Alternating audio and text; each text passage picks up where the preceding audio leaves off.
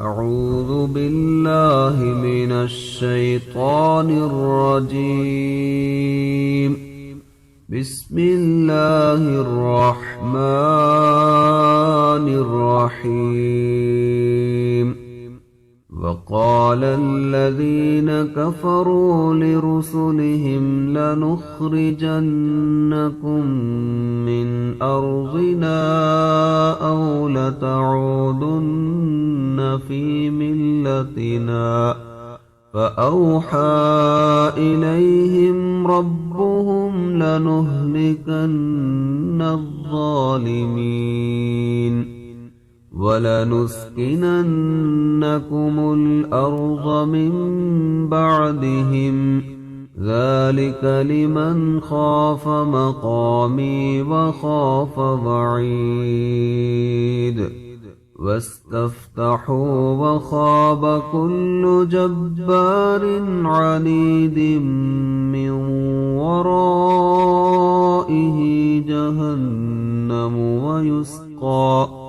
ويسقى من ماء صديد يتجرعه ولا يكاد يسيغه ويأتيه الموت من كل مكان وما هو بميت ومن ورائه عذاب غليظ.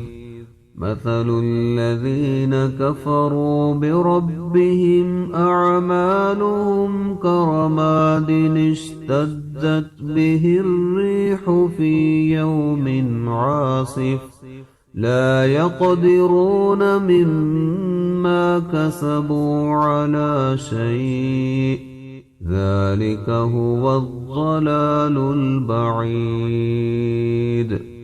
ألم تر أن الله خلق السماوات والأرض بالحق إن يشأ يذهبكم ويأت بخلق جديد وما ذلك على الله بعزيز.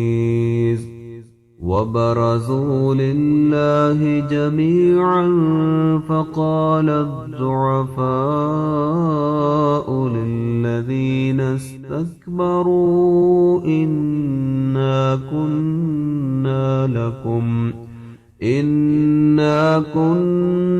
لكم تبعا فهل أنتم مغنون عنا من عذاب الله من شيء قالوا لو هدانا الله لهديناكم سواء